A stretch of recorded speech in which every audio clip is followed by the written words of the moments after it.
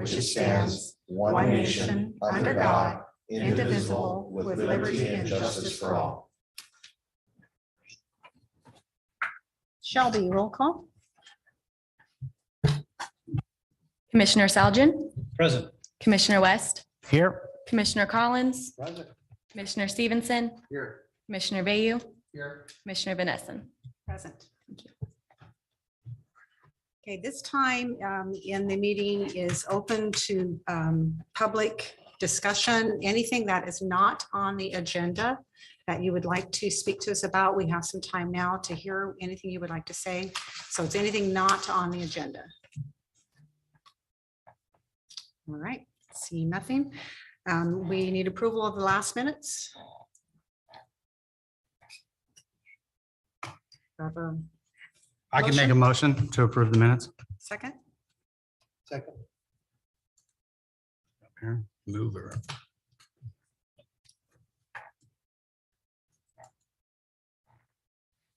Okay, minutes have been approved. Now we're going to go into our public hearing portion of the meeting. What will happen during this time is I will announce the subject that we're going to be talking about. Our staff will give a description and an explanation of what we're talking about. After he is finished, and if the commissioners have questions, they can ask him those questions at that time.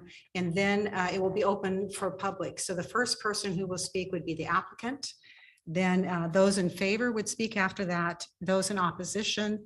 And following that, the applicant would have a chance to give a rebuttal for any of those who have been in opposition. After all the testimony has been given, I will close the public hearing. We will discuss it and we will take a vote and decide what we will move forward with.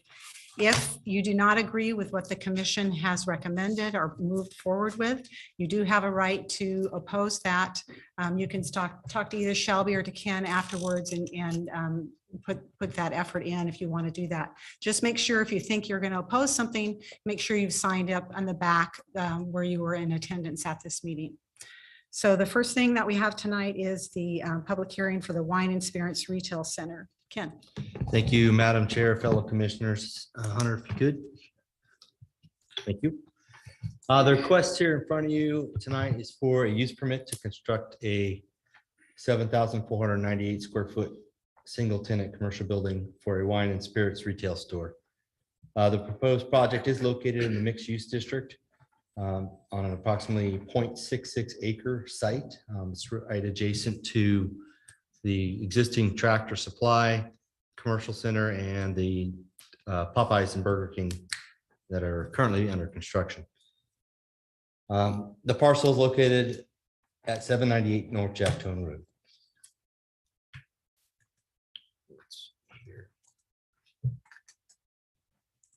Get a little better view for you. The proposed location of the building here on the site will be oriented towards the northwestern area of the site. The building meets most required setbacks for the mixed use district, with the exception of the northern property line where it abuts the Tractor Supply parking lot. Due to this small parcel size, the applicant is seeking to take advantage of this setback adjustment, which is allowed within our mixed use district. The northern property line abuts the landscaped area, like I said, against the parking lot for Tractor Supply. Planning staff and Ripon Consolidated Fire Department have reviewed the requested setback adjustment for the project and support the placement as proposed. And additionally, the property owners of the adjacent setback of the adjacent parcel there were notified of the setback variance and did not have any comments. The off-street parking facility will be located to the front of the proposed building. And it provides a total of 19 spaces, 18 standard and 1 handicap, which exceeds the required parking demand for a liquor store pursuant to the Institute of Transportation Engineers parking manual, which actually calls for about 13 spaces. So they are a little bit higher than the standard. Additionally, there's 1 loading and unloading space provided for deliveries located on the east side of the building. Kind of in this area here. Main access to the site will be provided by internal roads within the commercial center. However, the typical access to that commercial center site will most likely be from the existing commercial driveway located just north of the new Burger King and Popeyes parcel off of North Jacktown Road. This project will be required to appropriately modify the center median of the access driveway to allow the appropriate ingress and egress to their site. And the Jacktown Road has been previously restriped to allow for turning movements off of Jacktown, making up movement a little safer for southbound traffic on Jacktown Road. Let's see here.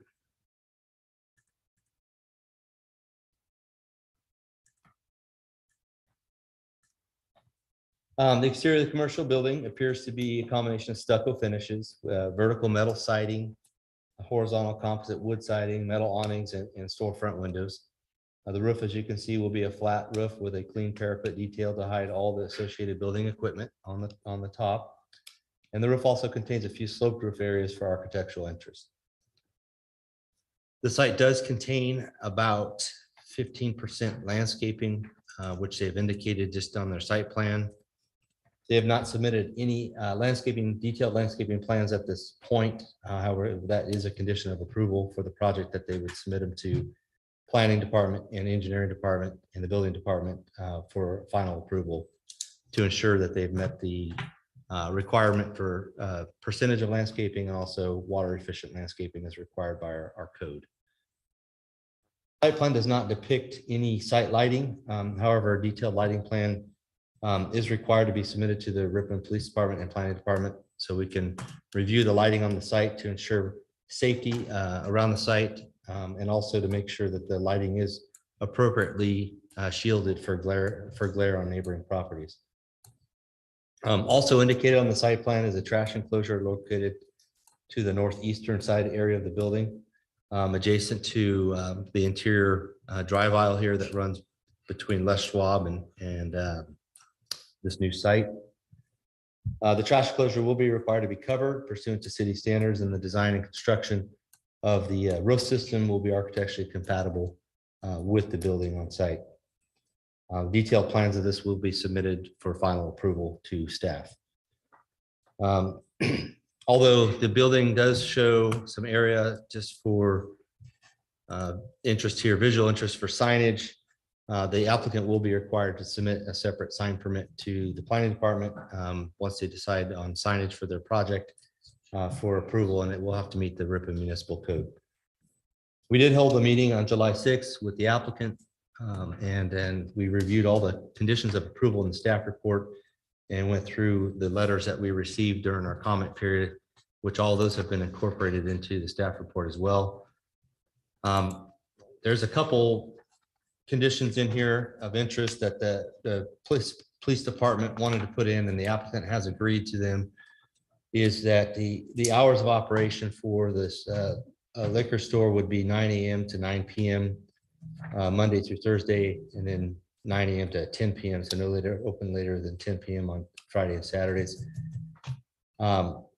Any hours beyond that would have to be reapproved by the police chief, and at his discretion could make the project come back in front of the planning commission for reapproval of that.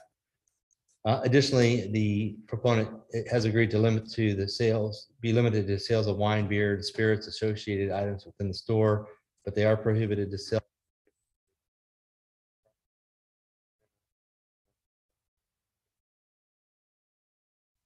Conditions from the police department that they felt was important to ensure that the project stayed a quality project, and the applicant is fine with that and have agreed to it. So with that, I will turn it back over to you, Madam Chair, and I'd be happy to answer any questions the commission might have. Does anybody have any questions for Ken? Can you repeat the hours again for me? Yeah, 9 a.m. to 9 p.m. Monday through Thursday, and then 9 a.m. or Sunday through Thursday, sorry, and then 9 a.m. to 10 p.m. on Friday. I have a question about the size of the building. When we heard this project before, we were choosing setback, and we were also doing some other changes, but the building was going to be large, is that correct? So with this redo, the size of the building is somewhat smaller? Actually, the size of the building went up from the last project we saw. So what changed here was the parking requirements for a liquor store versus like a retail or restaurant. Or they didn't know a tenant, so we had to assume that a restaurant use might go in there, which does require more parking, 10 spaces per 1,000. Or a retail store does require more parking than a liquor store does. So that's kind of where they ended up. If you, like I said, we compared it to the transportation manual, the international parking transportation manual, and they are actually a little bit over parked for what the average is for liquor stores. Okay. Any other questions? for Kim? Okay, is the applicant here? The applicant might, okay, we're going to ask that if you would like to speak to us to go up to the podium there, state your name and address.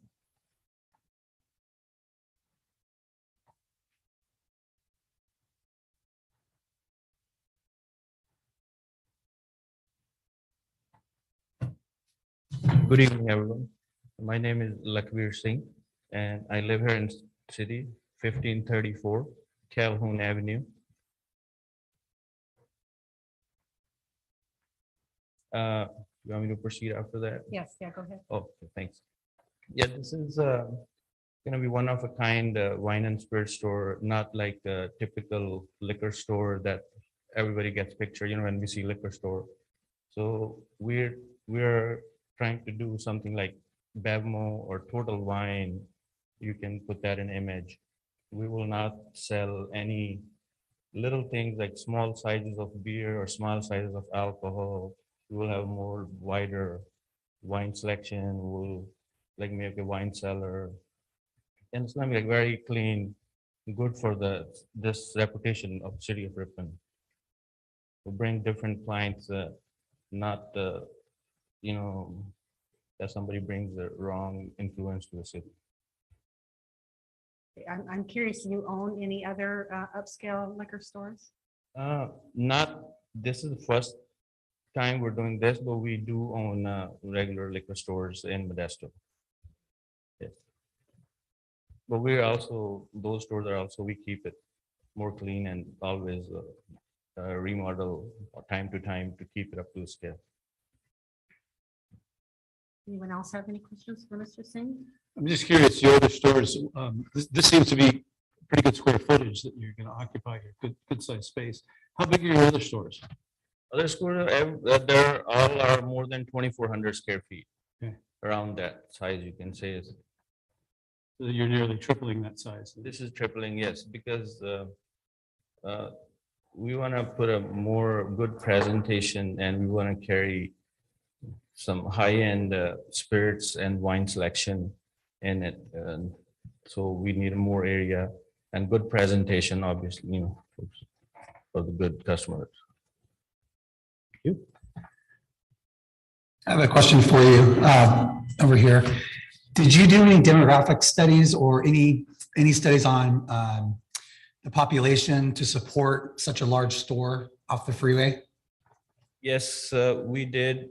This will be the only kind we're doing it. There's no such store in the city for so far with this kind of building size and the way we are planning it, and not even in Manteca, close here. And so, yeah, we did demographic study that this kind of store is not around us. We are hoping customers from out of town also I don't know how to explain it. The way we are planning it, it will attract customers from even far areas. What is your ideal demographic? Ideal demographic, like income based or just population based? From a profitability and a prosperity standpoint? I didn't actually get your question quite understand. Well, I was just asking if you did a demographic study, there's an age group, there's The age economic group factors. is obviously 21 and over. Yeah. Thank you. It's up to, it's 21 and over, up to, you can say, any age will be served. I'm curious, how long have you lived in Ripon? I would say almost 20 years. Years, okay. And Since so you 2004. have a family, you raised your family here? Yes, I have two daughters. My elder daughter went to school here from preschool to the high school here, and now she's in UC Berkeley in her final year. Okay, And little one is in 8th grade at Parkview, going to be in 8th grade.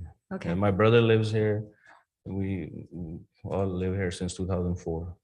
And we know the city very well, and we feel responsible for it, that we want to keep our city as it is, don't want to bring any wrong influence to the city.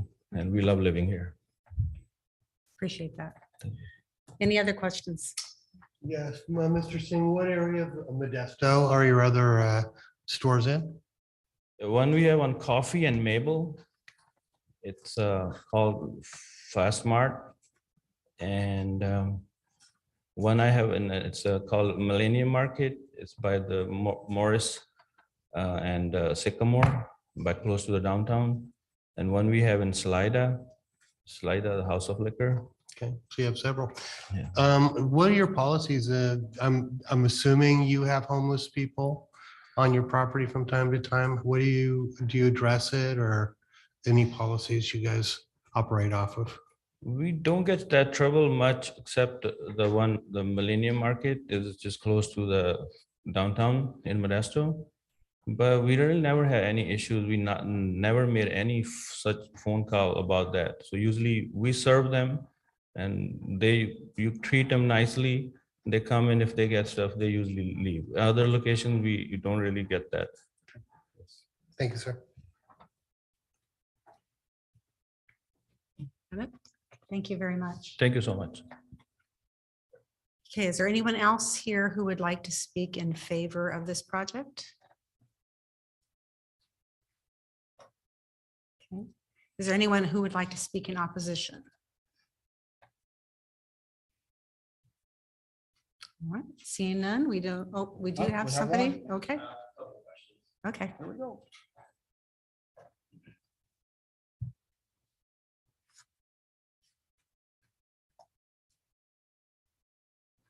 Carlos Blanco, 509 Nancy Drive. Not so much in opposition, but just a little curious about living here my whole life.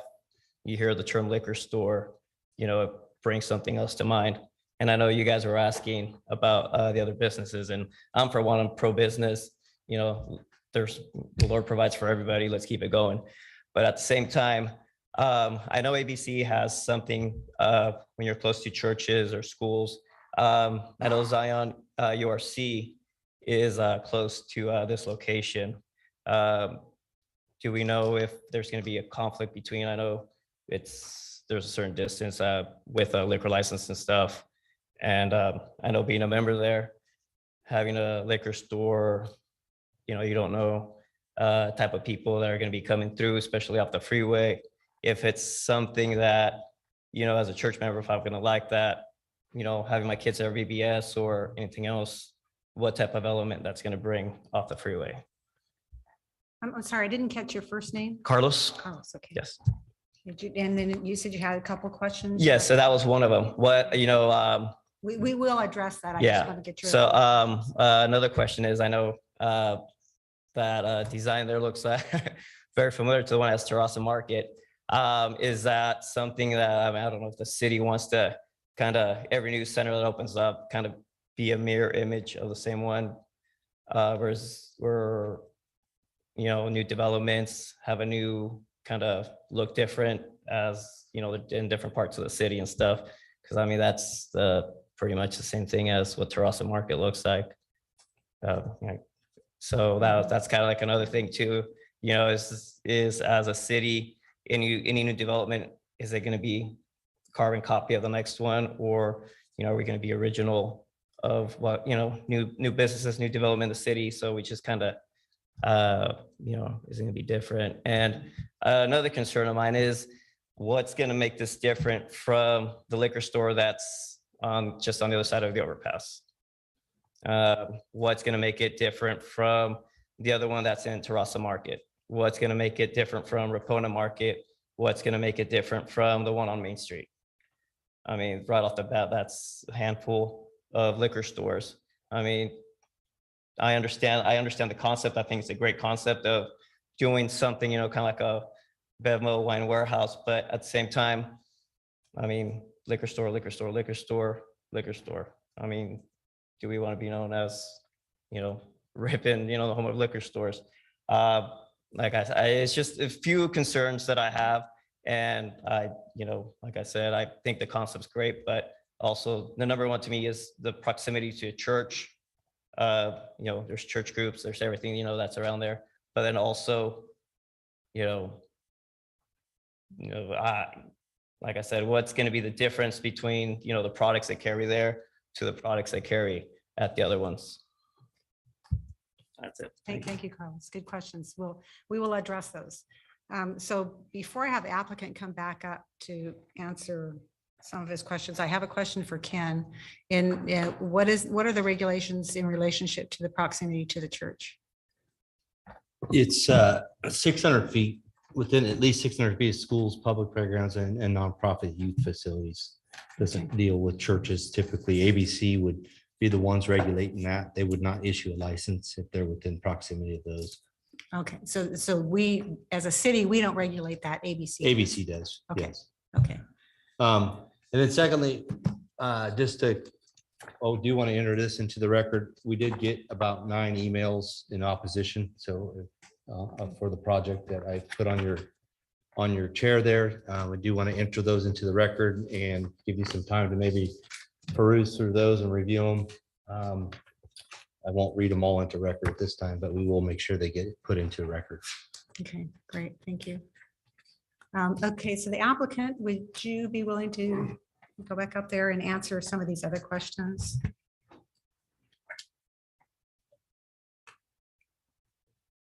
So let's start with his last question first. What makes you unique from the other liquor stores in town? So we will be carrying much variety and high-end, like more expensive product in the store. Instead of comparatively liquor stores, our normal liquor store have like small shelving behind the counter, just carry small sizes and just normal $30-40 range wine or spirit or any other thing. And we will be carrying much more larger selection and much more on like quality product, you can say. And we will not carry the small sizes of alcohol, like 200 ml, 300. We will not carry those. We'll just carry big sizes, like 750 and above. And we will not carry we will not sell single cans of beers at all. We will sell bigger packages on that side. So, and presentation will be good. And we will not carry any like grocery items like chips and some that kind of stuff we usually see in all liquor stores. And we'll carry some, I can say now, we're still working on it. Like we'll carry some good olives, selection to go with the wine, some cheese and stuff like that, that brings different clients than regular liquor stores we have in town. Okay, and then the design of the building. Design building? Do you think it looks like Terraza or? No, I don't think so. Terraza, the designs we have on the Chactone side, it's a more design. We have our architect with us. Okay. Mr. Brian, he will explain more than on that. We worked on it a lot. We changed a few times. So I'll let him speak if you allow. Okay. Yeah, Okay, great, thank you. Brian Rosenberger. Address will work. 4335B North Star Way, Modesto 95356.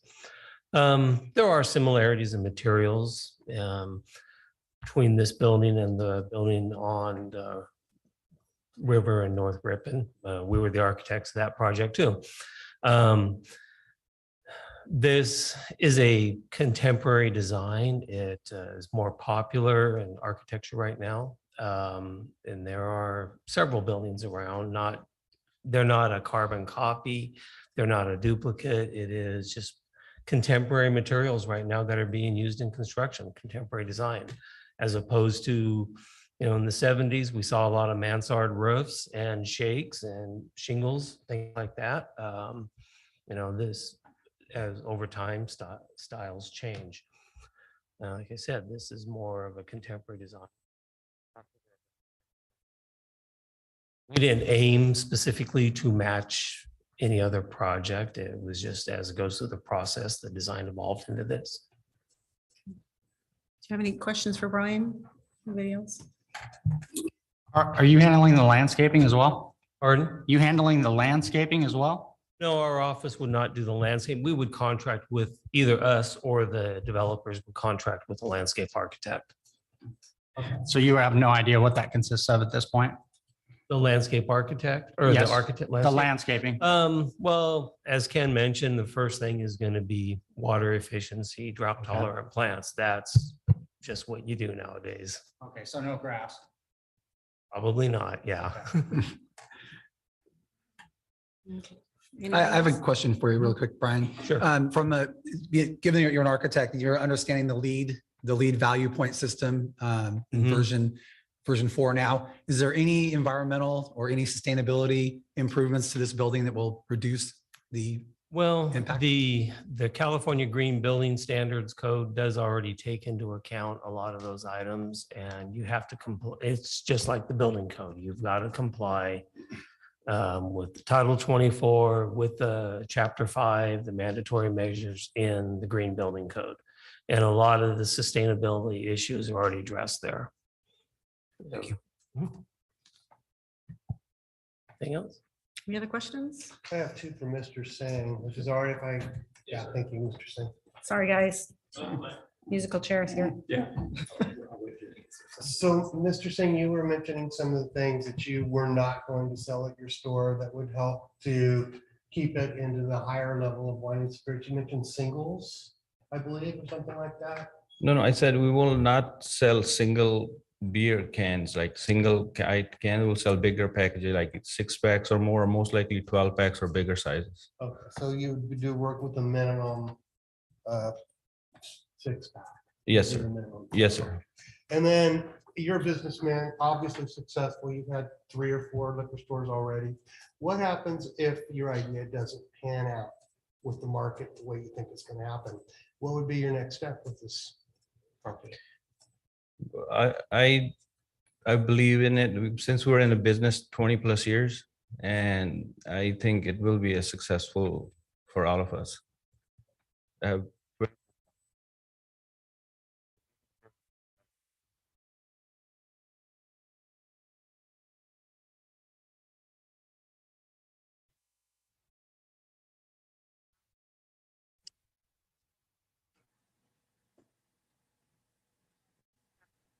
And discuss the item.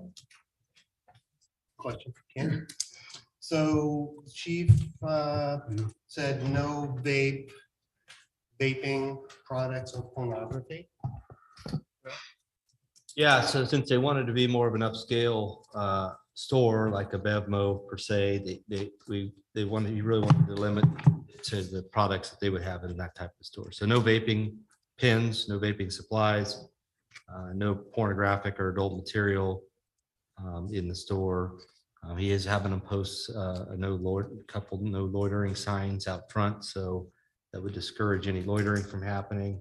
They could deal with that from perspective of any homeless or maybe kids trying to, ask somebody to buy them liquor or something like that. So it does give them an opportunity for the police department to deal with them on that aspect.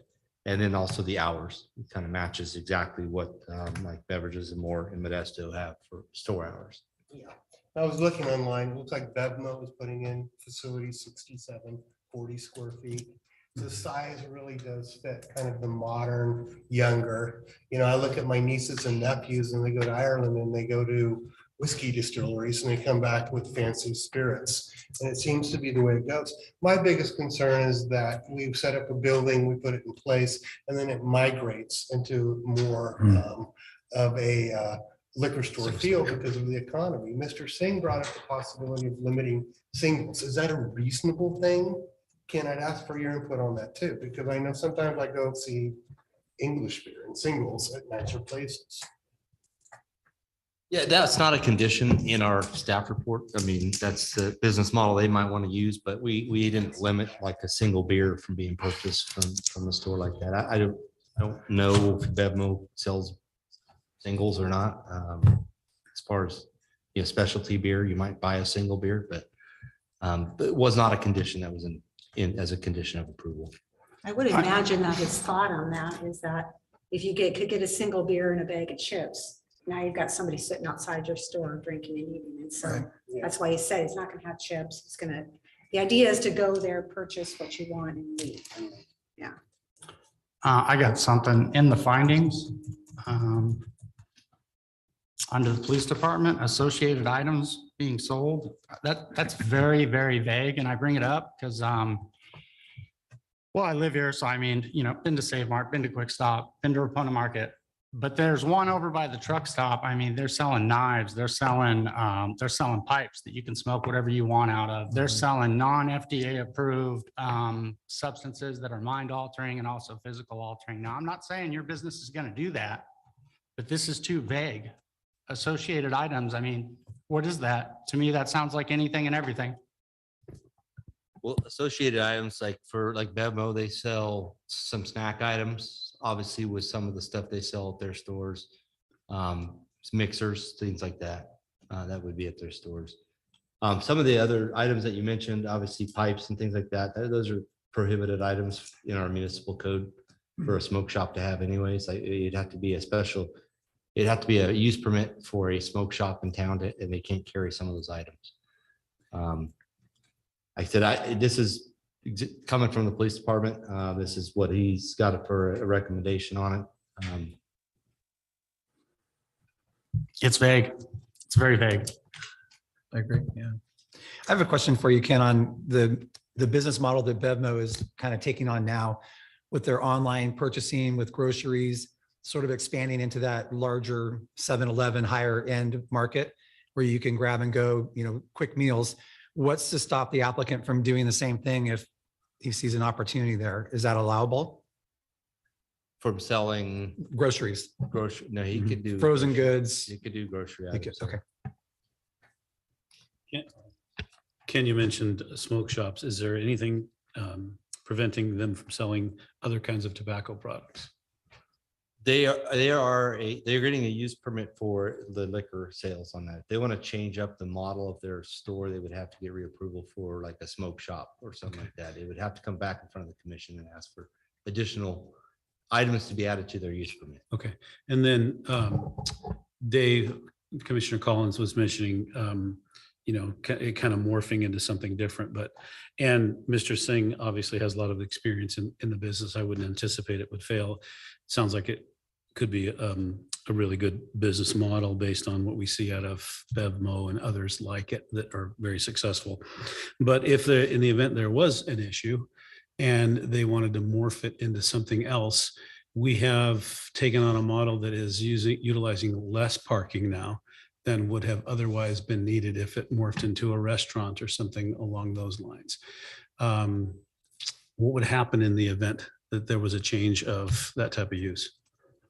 That when they come in for like business licenses or TIs, tenant Yes. improvements to change a use like that, that's when we look at parking ratios. It could be denied. They could get denied for, they're trying to turn the whole thing into a restaurant. They don't have Yes. enough parking there. So it could And be that a was denied what I use. wanted to hear. So that's why I asked the question. So to follow up on the parking, because they changed the plan to a liquor store, it now falls within the mathematical formula for parking. So there's enough parking there. Right. Correct. Ken mentioned this. I'd like to just point out too that we all do have copies of these emails that were sent. I've had a chance to review them. Does anyone else need time to review them, or we're all okay with that? Okay, so just make sure that's in the record. Okay, any other discussion or motions, or where are we at? Just to mention these, I don't think there's anything on these that can prohibit an approval or non-approval, right? This is mostly just Personal opinion. personal opinion yeah. with morals and ethics. Correct. Which is worth getting. I might add. Absolutely. I appreciate getting them. JJ, what section and page were you referring to earlier? Let's see here, we got What page is it on? 1A. I'm gonna guess 1A. 1A. Conditions 1. Condition 20 under the police 20. department. Yeah, I'm not on board with associated items. That's too vague for me. It's on page 20. No, it's- no, that's It's number 20 number on page 20. 1.8. it's 1.8. It's actually page What's 15. 1A is the item number. Page 15. Page Page 15. 15. Yes. I think is that our police chief here? No? No. Okay. Who's that? Oh, it's Tom. Okay. So I think Hi, that everybody. Mr. Singh has addressed our concerns in that he does not want it to be a liquor store. He wants it to be an upscale beverage and spirits store. Our concern is that it morphs into something more like that. He's actually recommended some language, including not adding singles, okay? That would allow it to be less popular for transients that may want to stop in. What other things would you guys recommend if we were to put on there that would make it stay true to the upscale liquor store concept? Could you make that a condition of approval, but not selling singles? That would be a little bit complicated. Because who's going to enforce that? What's the enforcing mechanism of that? Get rough Mhm. enforcement. The police department, this is Tom Terpstra speaking. The police department is going to want to have, and the planning department are going to want to have enough leeway to interpret these conditions in a way that's just consistent with common sense and good judgment. The more that we try to get super specific on which items they can't sell or can't sell, the more difficult it's going to be for them to handle from an enforcement standpoint. So I think the language as written is probably the best language that you're going to get.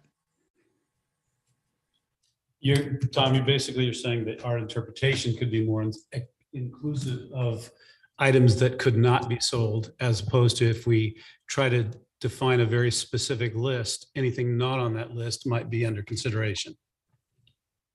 I think I follow you, yes. Okay.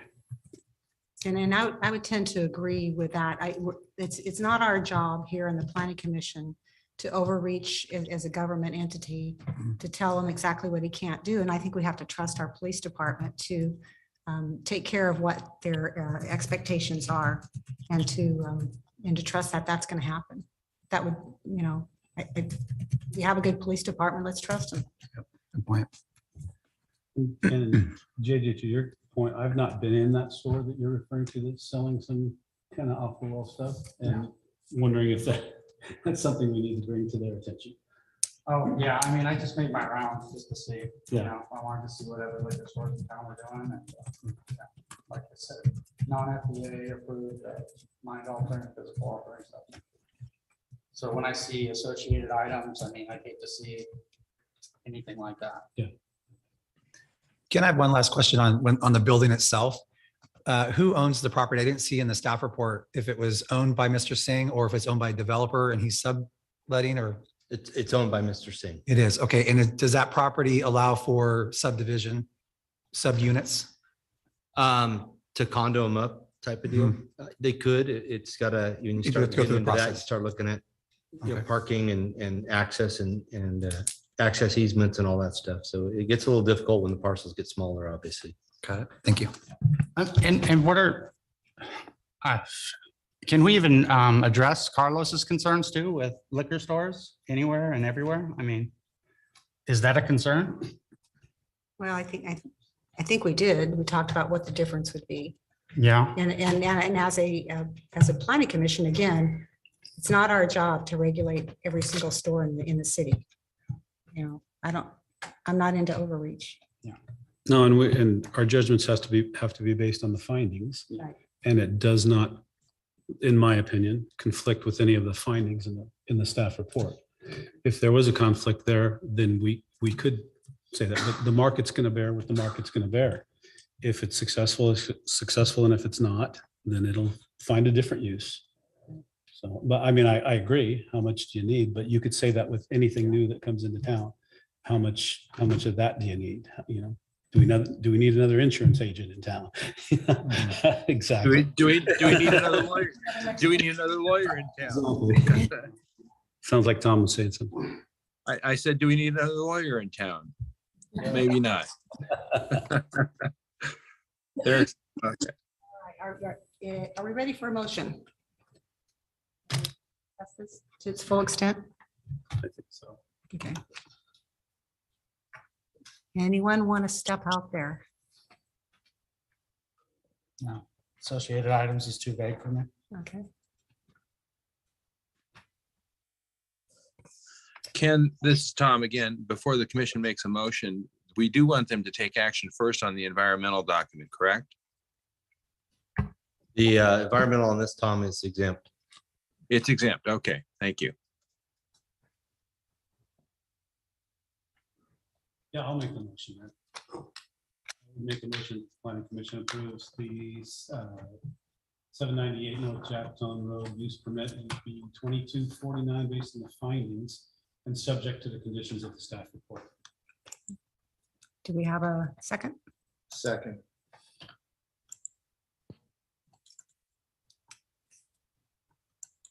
Okay, my vote button is grayed out, so I can't. There we go. Okay.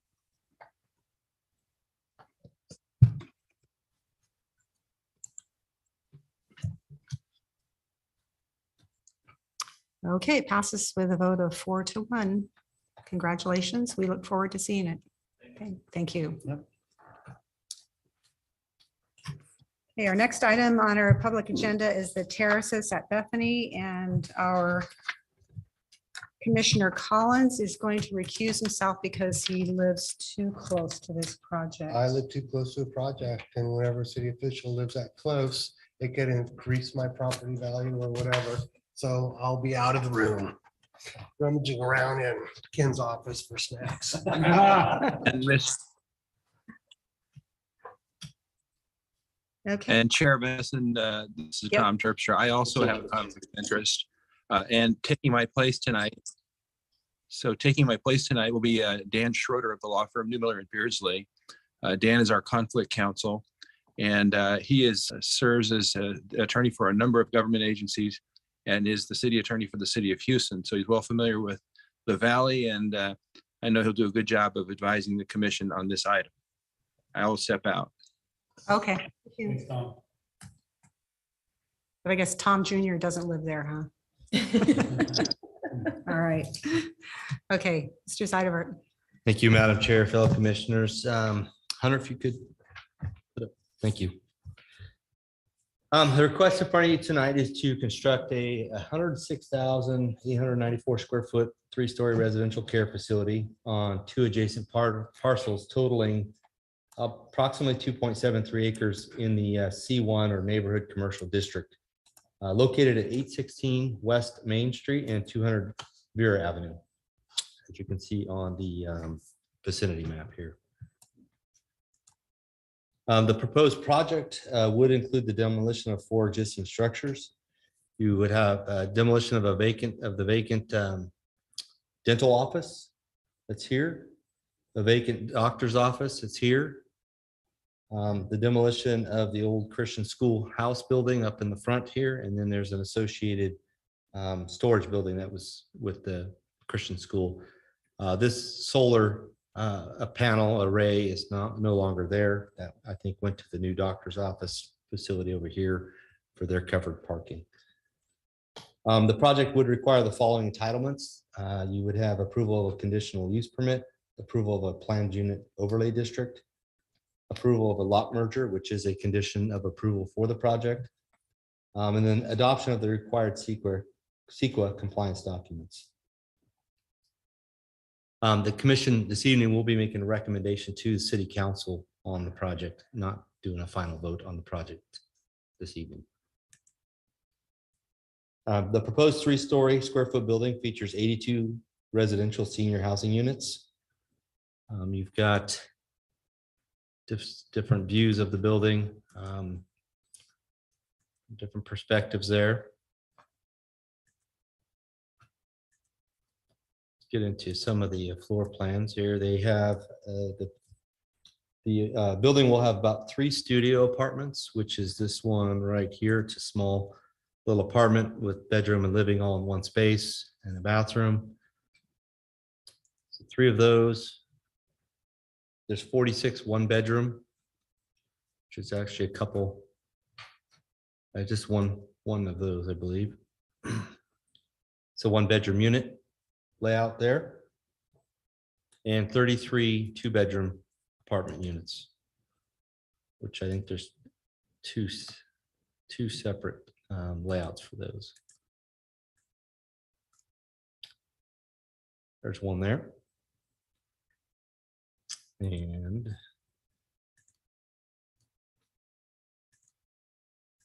the other 2-bedroom unit there.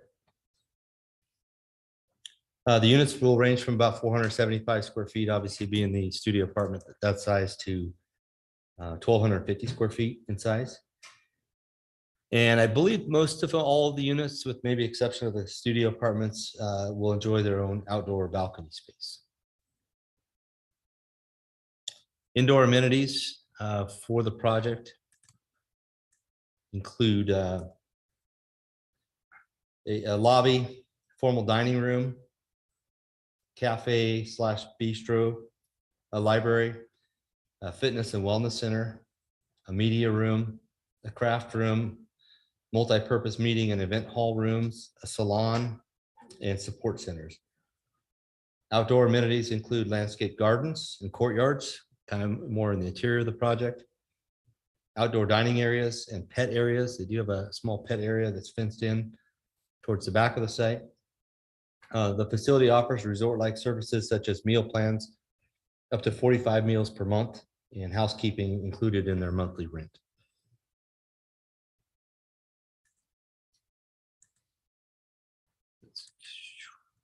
The exterior of the building is a mix of white stucco and red brick to match the architectural style of the downtown Ripon.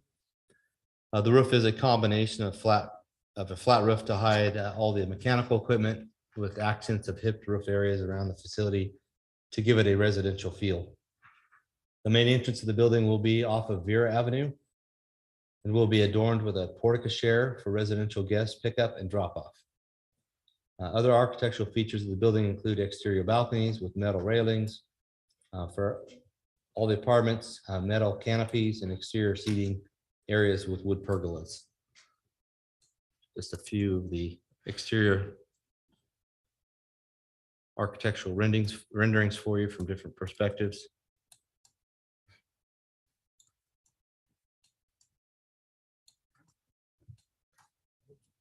The project includes a paved covered off-street parking facility, which exceeds the city standards. It will include 82 total stalls, 46 standard and 36 compact, 1 space for every unit. The Institute of Transportation Engineers Parking Generation Manual calls for approximately 50 spaces for a facility of this size, so they are exceeding the required average. All parking stalls meet the city standards, which include the 10-foot wide parking stalls for standard or 8.5 foot wide for stalls for compact. Additionally, there is a service loading and unloading area indicated on the site plan up here on the eastern side of the site plan between Ripon Grace Church and the facility. Access to the parking area will be provided by 2 new commercial driveways. One off of Vera Avenue located at the southwest corner of the parcel. There currently exists a driveway kind of there now in that area. It was a driveway to go around the backside of the dental office. They will probably be shifting that a little bit to line up with their parking area and their parking lot. So that's one of the entrances to the parking area for the site. The second entrance will be off of West Main Street near the entrance to Ripon Grace Church. Currently, let me kind of zoom in on that area. Currently, the parking there, I lost it there. There we go. Currently, there's kind of a right-in driveway there now that at the end of Maple Avenue that allows you to drive between the old Christian school building, which had Interfaith Ministries in it, and Ripon Grace. The idea is to shift that driveway west and into a shared driveway access between Rip and Grace Church, which Bethany Home has worked with them on kind of a reciprocal access agreement there. So you would get right in traffic into the parking lot there for residents or people going to the church. If a resident wanted to leave out the front area there, they would turn right and go down the driveway in front of Rip and Grace Church and pop out by the Ripon Mortuary. They would not be able to exit out of this driveway here on Main Street, or they could go around and exit on Vera Avenue, the other driveway approach. All parking is, the majority of the parking will be covered with carports. So there will be carports along, got a slow computer here, Stevie. Carports along the outer edges of the project. The majority, again, like the majority of the sites will be covered. There are a few uncovered here towards the back, and then also where the portico share is and the main drop off for the building. Although no site lighting has been indicated on the plans, there will be lighting provided. Again, has to meet Ripon standards for public safety and also be shielded from neighboring properties. So they will be required to submit that to the police department and planning department for further review. The site plan indicates that the site will contain approximately 14% of landscaping, which is about almost 17,000 square feet of landscaping approximately. It does exceed the minimum standard of 10% for the C1 district. They have submitted some conceptual plans, as you can see here, for landscaping. However, a more detailed plan will be required to be submitted once they get further into the project. Also indicated on the site plan is in this back corner area, a couple things. Tucked up closer to the actual building is a trash enclosure, which will serve the apartments, the 82 apartments here. It'll be covered according to city standards and have a roof system on it to match the building as well. And then there is a covered generator area that's going to be in the back here, or at least a block wall area generator. They'll have an enclosure. They do have to make sure that whatever they put back there as far as a generator or structure will meet the noise requirements for keeping noise attenuation into from going on to neighboring properties. So just some other analysis that happened during the process of working through the application. Here's, we did have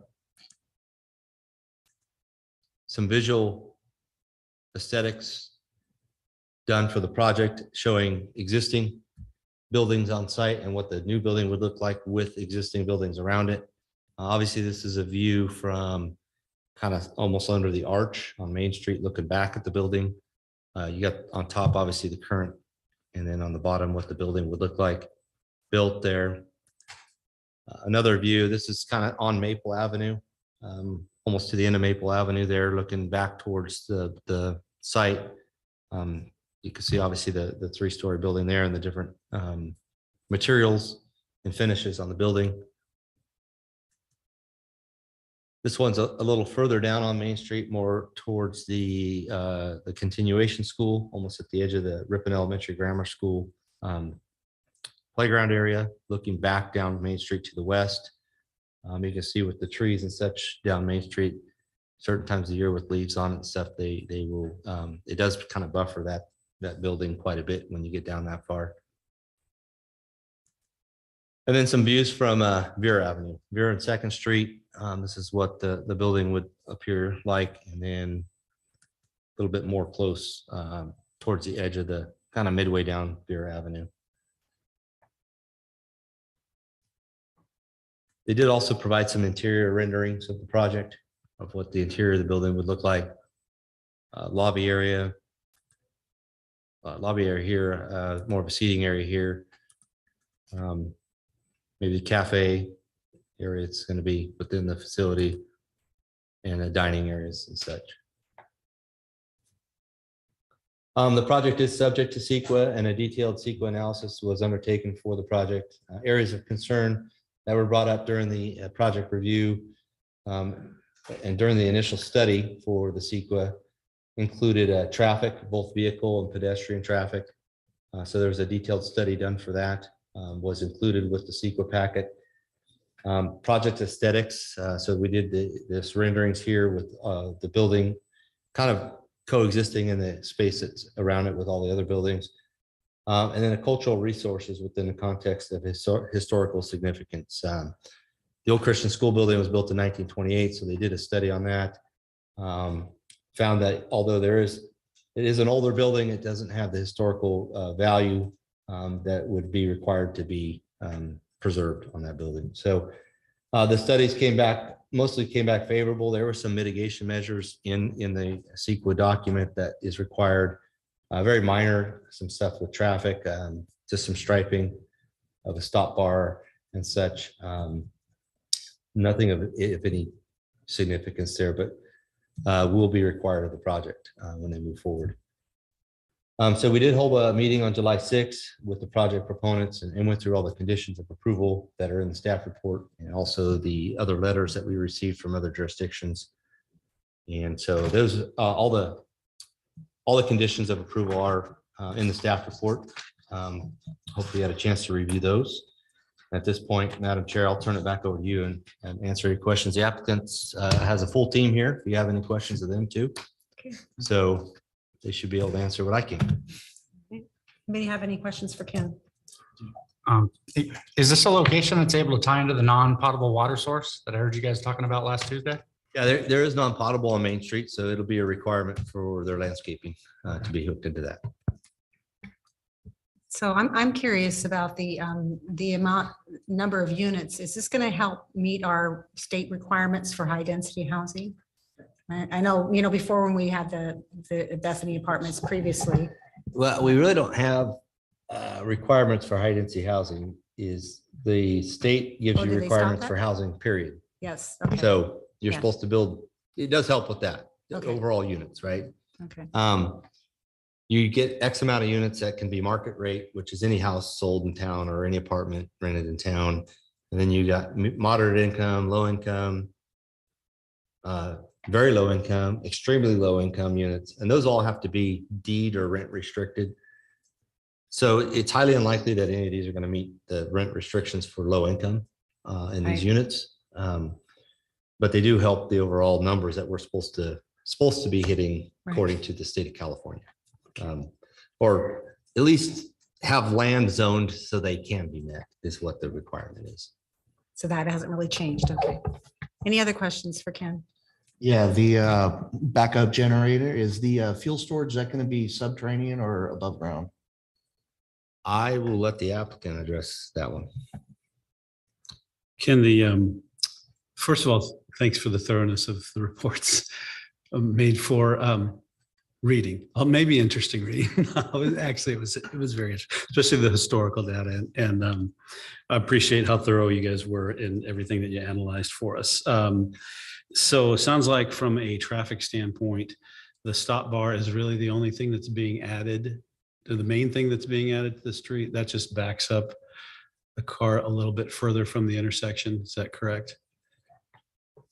Yeah, and if you drive kind of down the downtown area, we have those the paver Yes. crosswalks. Right. And on each side of the crosswalk is a concrete band.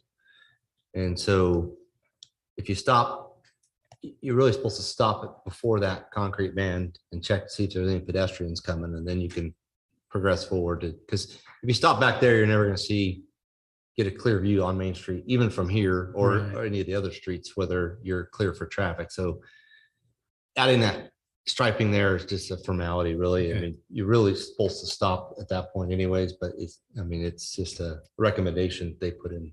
the traffic. Then it looked to me like the intersection is a C, earns a C rating. What is it currently? That's a good question. I don't know what the current was on that. I don't know that one. We don't have too many other C intersections, do we, here in town? Not a whole lot. Our standard in our municipal code is D. If Yes, you I know, that's the follow D, minimum. which I would Right. hope we'd never see, but I mean, Right. there's probably some. I mean, Yeah. Yeah, it depends on certain times of the day. Obviously, you can probably be a C or even a D, Main Street in Acacia when Okay. school's in. Mhm. Right. Another good examples over there on the other side of the freeway with Starbucks and that Yeah. whole Main Street overpass when everyone seems to be taking their kids to school. You do have a little bit of backup. Mhm. The levels of service for traffic all depend on how much time you spend sitting at the stop sign waiting to get Right. your turn. And I think a C is 15 seconds or something like that. Yeah. Within that. Yeah, I'm not off the top of Okay. my head. I could be guessing. It on just doesn't seem like it's a tremendous impact to either pedestrian or vehicle traffic. that. No, and if you look at, I mean, if you kind of look at the proposed project that they're looking to build here, 82 units, and compare it to Ripon Town Square, which is right on the other side of CVS over here.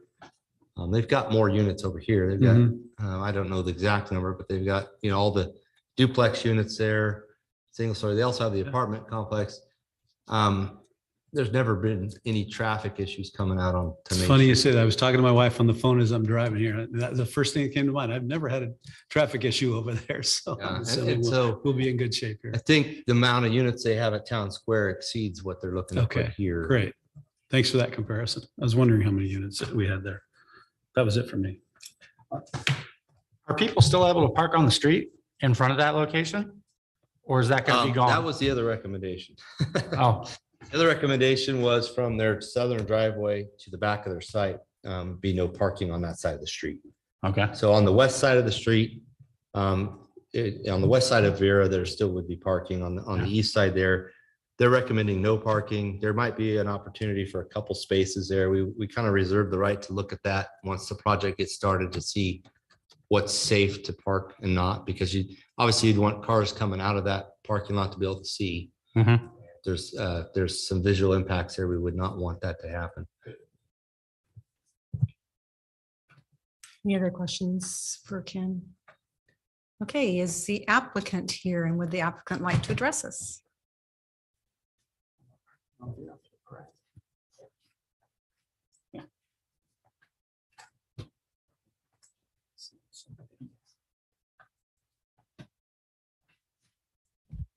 Good evening. My name is Paul Agner, 1980 112th Avenue Northeast in Bellevue, Washington. I work for GSI. We are a not-for-profit developer that works on senior housing projects. We've actually been working with Bethany Home now since 2017. One of the first assignments that we had was to begin a master planning of their entire site. And from that master planning, this project emerged. We're really excited about the project. 82 units, as you know. It's going to be licensed by the Department of Social Services, State of California, as a RCFE, residential care facility for the elderly. What that means is that you come in independent living. So it's going to be very vibrant and very active. And that's why we've got 25,000 square feet of amenity spaces in here, from everything from bocce ball to fitness. There's going to be exercise equipment. There's going to be bistros. There's going to be, a lot of great amenities for people to use. But then you can age in place as you go through that continuation of care. You don't necessarily have to move from an independent living apartment to an assisted living or a memory care apartment. So it's easier for transition for those senior adults to go through that. And is really more of a popular model that we're seeing more and more, especially in the state of California. Market study, I'm the previous applicant, there was someone asked about a market study. We take our market studies very, very seriously. So one of the first things that we do is we look at, is there a demand for this type of product? And we run on this particular project, we ran a 25-minute drive time. So it's a big circle basically around the site. And what we found is we're averaging right now, our typical senior is over 75 years of age and makes an average income of about $50,000.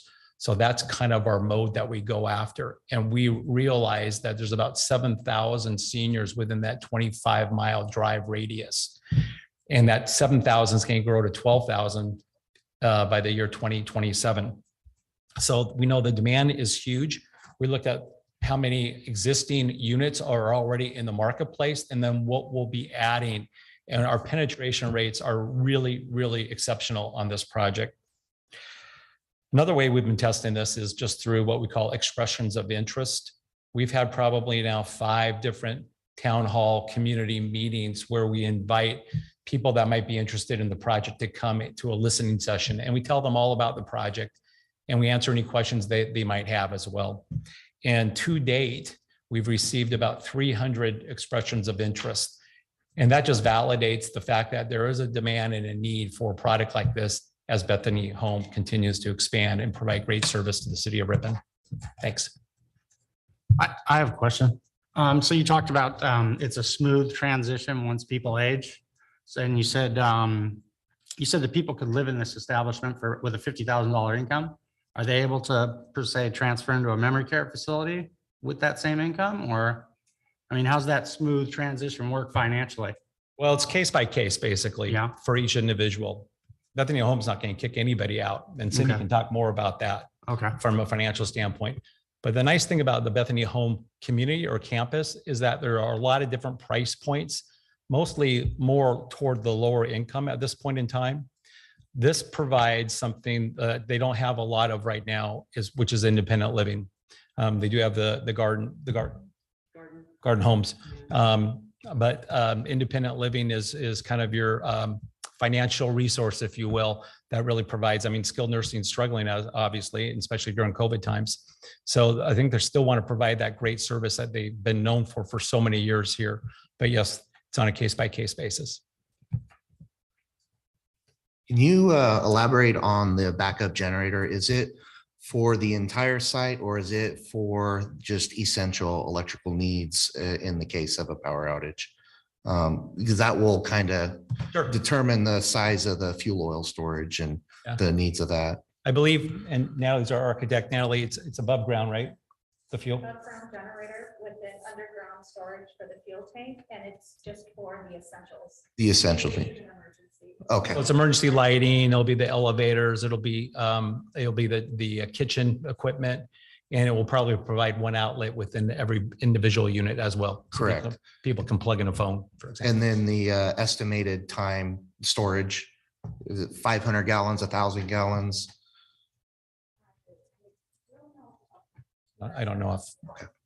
Thank you. I have a question about water capacity. When it's fully staffed and you're up to full capacity or nearing that in several years, what's the difference between the amount of water usage in that facility now versus what's there right now? The small business offices or medical offices that were used. I can't answer that question because I just don't have enough factual information on that. Okay. Any help? Natalie?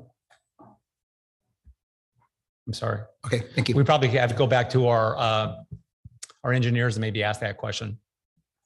Yeah, and I would point out that those medical and dental offices have been vacant for some time. Correct. So, Was that addressed in one of the reports? They talked about not in their current condition being vacant, but when they were at full use, and it was, I thought I'd seen something that it was very little difference. It's somewhere in the CEQA document. Yeah, I Dealing thought- with utilities, Okay, buried in that. yeah, I thought I'd read that it wasn't a huge difference. And that's what sparked my question, is because it said little difference or low variation or something to that effect, but I can't imagine 100,000 square foot, 3-story building is going to use the same amount of water as 2 small medical buildings. That just didn't square with me as well. Well, and was the vacant lot considered, it might have been considered ag land for that purpose in terms of what it would absorb? I'm not even, Yeah. I thought it just indicated something along those lines. I had a question, a couple of questions actually regarding stormwater and how that's being handled, because it did indicate in the report that we were going to be returning some stormwater to our local system as opposed to handling everything on site. Do you know, does anybody know kind of what percentage is going to be handled on site versus? I don't know the percentages, Natalie, offhand. We are doing some detention though, on site. there would be some bioswale or some sort of, There is detention on site via bioswale. Yeah, I can't give you the percentages of what's staying on and what's staying off though. Sorry. just curious. You mentioned, and this question came up in a conversation I had with a good friend of mine whose mother had moved into an upscale retirement community. And when we talk about independent living, COVID kind of changed that for her in that she paid $1 million plus to move into an upscale place, and for about 2 years was basically locked into her apartment or her home that she had bought in this facility. Are there limitations on the movements of your residents in a situation where you would have something like COVID out there? I'll let Cindy, the executive director, talk about the operational side of things just a little Thank bit. Good evening, everyone. My name is Cindy Schublein, and I live at 10605 Savoy Circle in Stockton. But my husband would say I live at 930 West Main Street, which is where the facility is. To answer your question, this facility will be licensed by Department of Social Services, Community Care Licensing, Department of Social Services. And under their current regulations, under COVID, they're not mandating quarantines if you're fully vaccinated. So to answer your question, it depends on the licensure of the building in which your relative lives would mandate the quarantines. Is that something you include when you advertise this?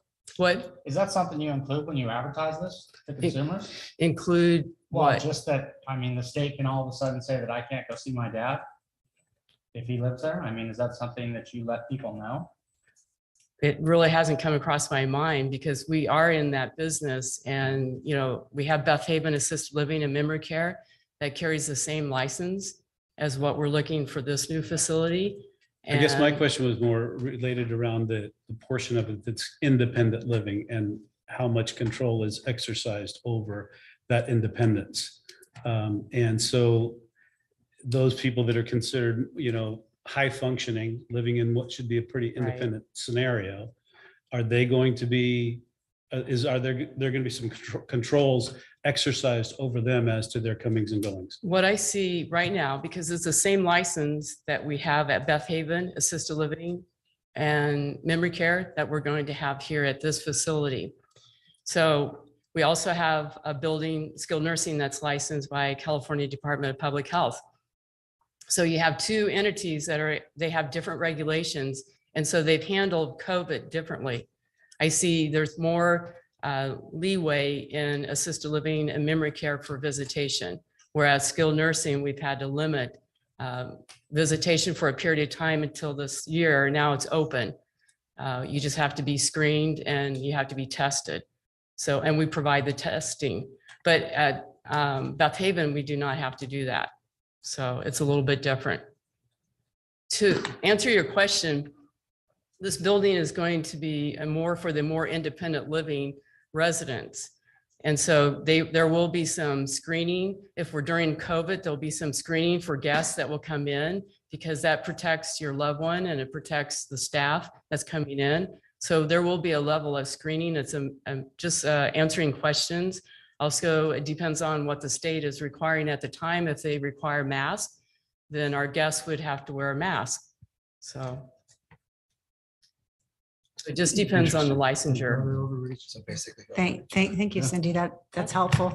I think, to point out to my fellow commissioners that this is not something that the owner or that Bethany can designate. This is something that's coming from the state. So to say, I have to honestly say, I thought your question was unfair, James, when you said, are you advertising this?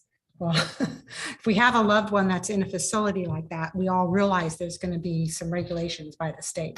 And so I don't know that that's really a fair question to ask. And then I would also like to, Cindy, I'd like to ask you and add on that.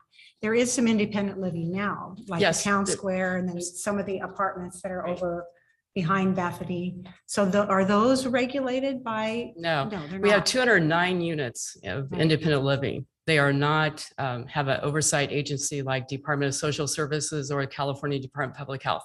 Okay. So we make recommendations. I just wrote a letter today to the independent living residents because we are having an outbreak in independent living. So to be a good neighbor, we're just recommending that you wear a mask, 6 feet distancing and et cetera. So, but we're not mandating it. Okay. Yeah, my question wasn't so much directed at you either. It was just big brother overreach. Just struck a nerve with what Well, George had to say. and I think that if we're talking about an independent living facility, we just need to know what that means. How much independence is there? So that's why I asked the question in general. Because if that's going to be the conversation, that's what this is called. Although it does seem like it's different from the other independent living facility. So. Yeah, and if I can just clarify that point, because of the RCFE licensing, it will be a licensed facility. So that means they're governed by the state in terms of mask mandates and everything else. If it was strictly just independent living, then you're free to come and go and do what you want. I'm not sure about your situation, but sometimes it's part of a continuing care retirement community, which is also governed by the state. So each one's just a little bit different in terms of that licensing. Sure. And county regulations come into play, all that kind of stuff. So my friend's mother was subject to a county that pretty much locked people down for the most part. So it wasn't necessarily just the facility, but.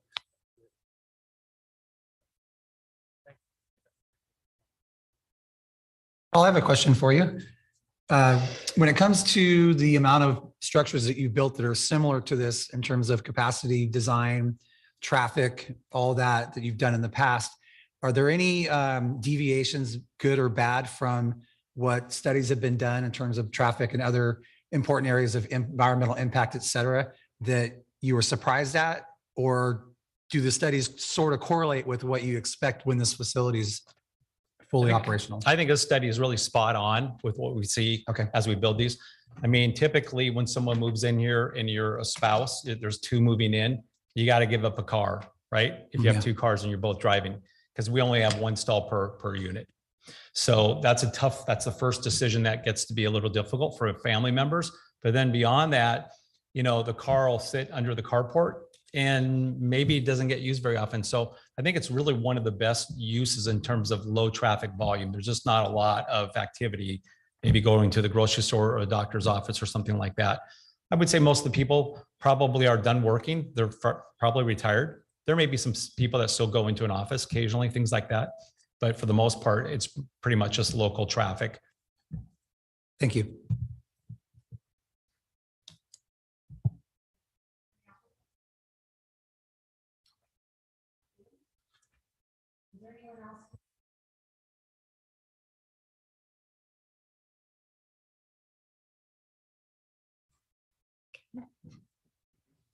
Need to go up there and say your name and address.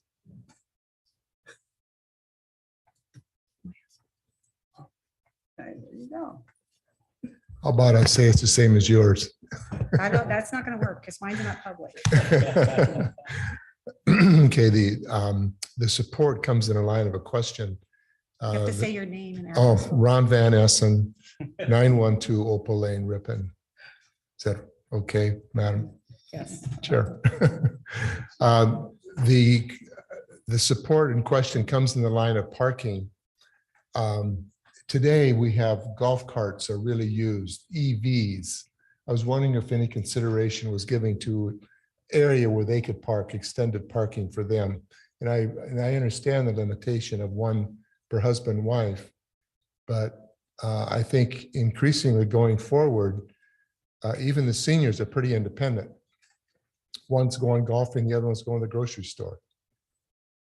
That's just a comment.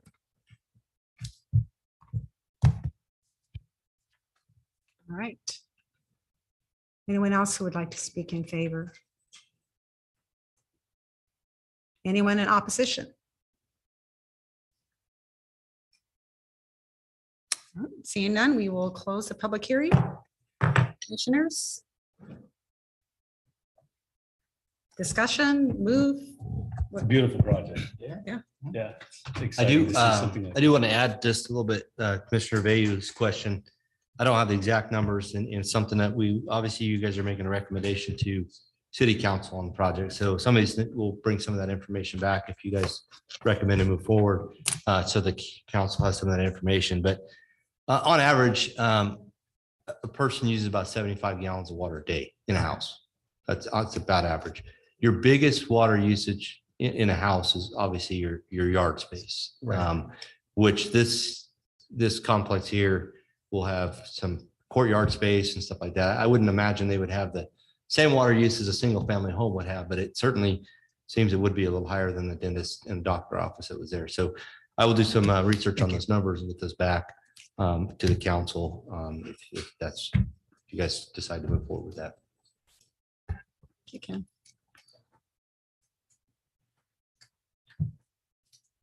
Jeff? So go. Yeah, love the design. The renderings look beautiful. Very nice. And it really squares with our culture in our community, caring about our elderly within the city confines as opposed to out in a corner somewhere. You know, having the seniors as a part of the community is such a great part of being in Ripon.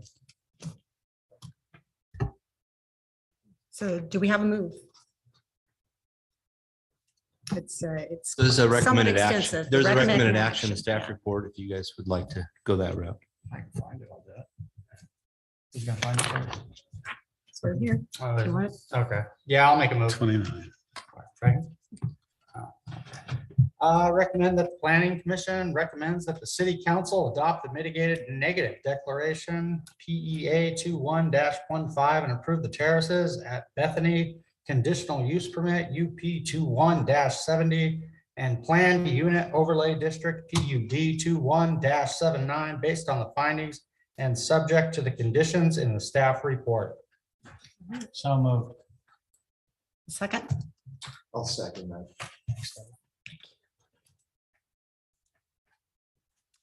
all right. We're ready to go with the project. Well, we have to talk to city council next. So. There's a couple of them here, so they're prepared. Thank you, guys. Would someone like to get Mr. Collins? Yeah, I'll run him down. I don't remember that. Yeah. I don't remember that. Did he go back this way? He might be taking a nap back there. Yeah.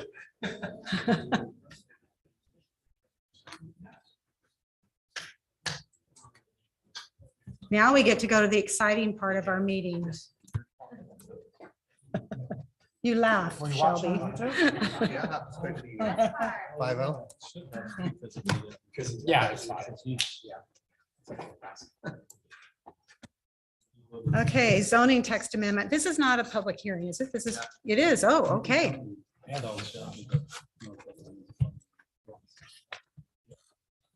Home occupation permit, zoning text amendment. Thank you, Madam Chair, fellow commissioners. Just a little background, the home occupation permit ordinance was last updated in 2009. So, about 12, 13 years ago. Since that time, and especially during the pandemic, the city has seen quite a bit an uptick in home occupation permit requests. Staff believes it'd be beneficial to update our ordinance to correct kind of a few minor processing technicalities that we tend to run into on a daily basis, and update a few of our regulations to become a bit more business friendly with while still continue to kind of protect the integrity of our residential neighborhoods. So we did spend quite a bit of time researching many of the surrounding communities within the Valley, Greater Bay Area and Sacramento area regarding home occupations, permits, operating requirements, allowable and prohibited home occupations and the likes. So the following items in the staff report here are suggested changes and updates to the city's ordinance. First of all, the development requirement section was updated to read as operating requirements and conditions. So people know how they're supposed to be operating their home occs instead of development requirements. So it was just a title change there. The major change in this area was the section dealing with clients or students. The previous code did not allow for clients or students to come to the home without first receiving approval by the Planning Commission. The proposed update would allow for limited clients or students to visit a home occupation with the following parameters. This shall be limited to one client and or student at a time by appointment only. And only one client and or student shall mean either one person or a couple. We've had numerous requests that have come in front of the planning commission, anywhere from a financial advisor looking to advise a client, and a couple might want to go to that house and sit down and get advice, to people teaching yoga or something like that. Certainly would want to limit not having extensive exercise classes at a house, but a one-on-one inside the confines of a home might not be that big of an issue. Also shall be between the hours of 8 a.m. and 6 p.m. Monday through Friday. So normal business days during the week. Home occupations desiring to have more than one client, but fewer than 6 at a time must receive special approval by the planning commission for such request. So anybody wanting to exceed that would have to come in front of the planning commission and really show the commission that they're not going to be affecting the neighbors in any negative or detrimental way by having more students or clients come to the house at a time. Can I ask you some of that, Ken? Sure. So you just said one person or a couple, and then now you're saying if it's more than one, then they need to come to the planning commission. So that's kind of contradictory. Well, so the one, if they comply with the home occupation permits, they get a permit over the counter. They don't all come before the planning commission. So if they're complying with having one at a time, then that would be a permit they can come apply for, get at staff level. If they're seeking to have more than that, then they would be required to come in front of you as a commission to hear their case and decide if that would be allowed. So I'm sorry. Go ahead. So in relationship to that, is it, let's say, for example, because I know one time we did have a photographer. So let's say she's gonna take that considered one person because it's a family. That would be something if they want more than that coming to the house, we have to something that must come from the house. We, in the past, we've had, for example, we had an exercise guy that came in front of the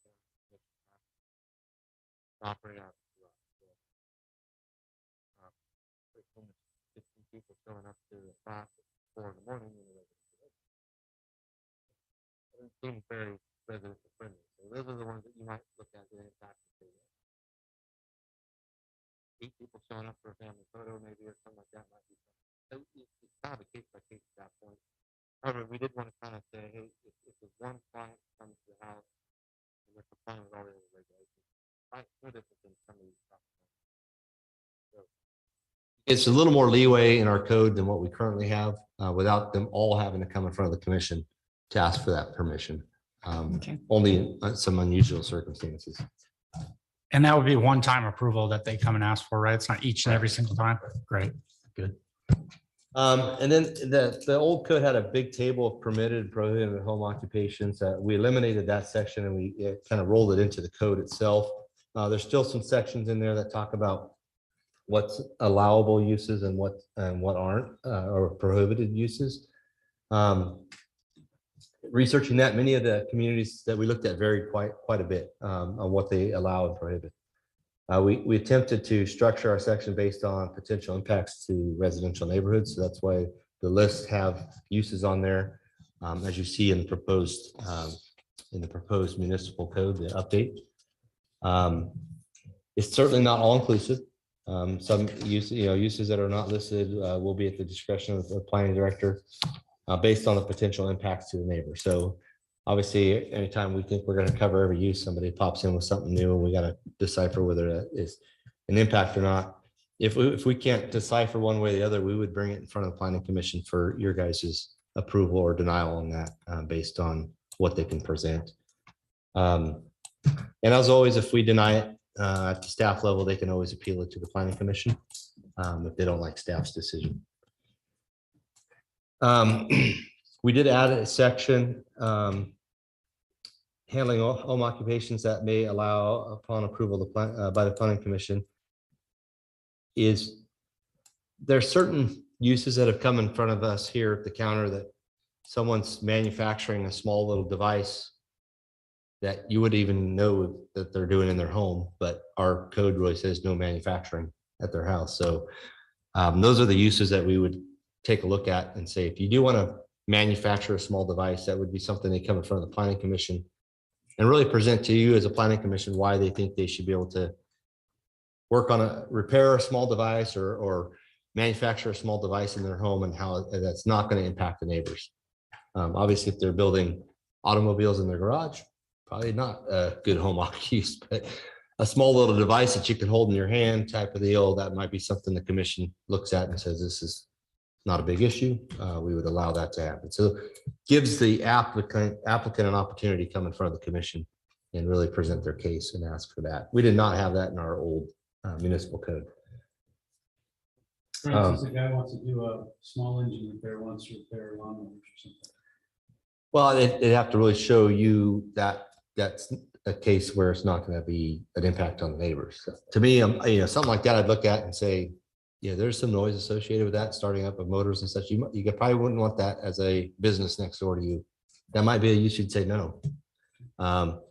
There was some guy that was manufacturing small devices where he had to kind of wind a spring around some things or whatever. I mean, realistically, no noise at all to the neighbor. You could probably put 20 of these things in a small bag. You'd never even know that this guy's doing anything like that at his house. That'd be a use that you might be okay with. But it's upon the applicant to convince the commission at that point that their use is not going to be detrimental to the residential neighborhood they're in. And then lastly, the neighbor notification process, we changed that up a little bit. The previous code, neighbors would be notified prior to the issuance of a home occ permit. So we would wait about 14 days. We'd notify them that there's going to be a home occ. With this amendment, they will be notified after the permit is issued.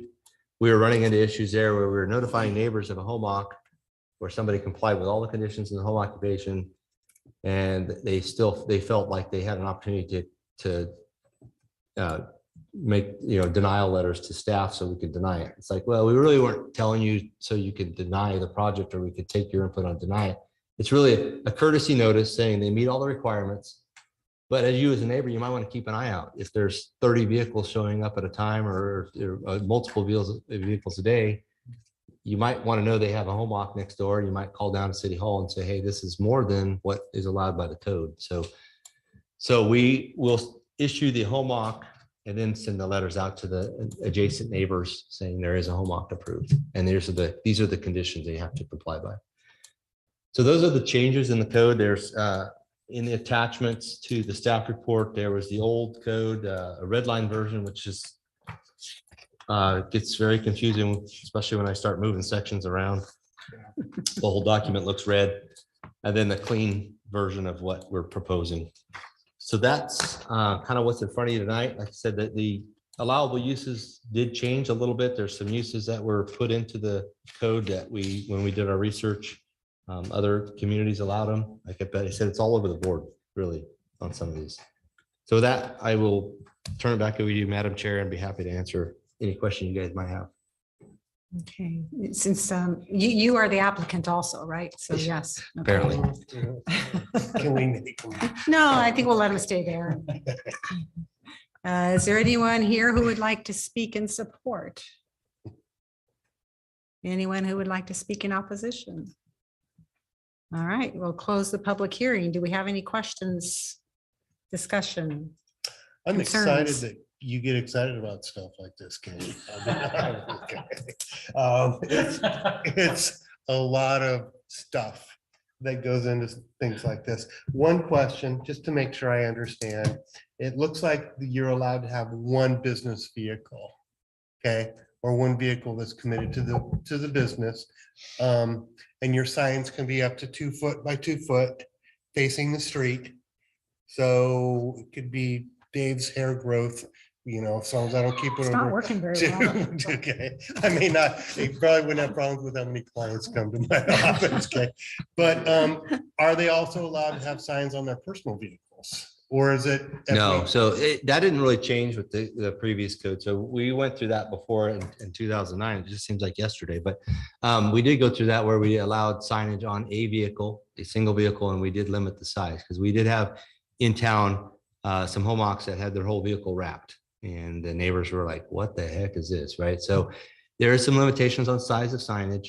It is one vehicle. Any equipment or associated trailers or other stuff has to be parked behind the front setback, behind the kind of the front setback of the house, behind the fence, out of public view. So you can't have a car that's got a sign on it and then you're towing a trailer and have them both sitting out. You'd have to have one behind, out of public view. So it appears as a residential home. So reasonably, if you own personal vehicles, you can't have signage on them. You only get one signage. Any other questions, concerns? Motions? Sure, I'll make a motion. That motion would be that the planning commission recommends that the city council approve the amendment to chapter 16.88 home occupation permit ordinance based on the findings in the staff report. Second.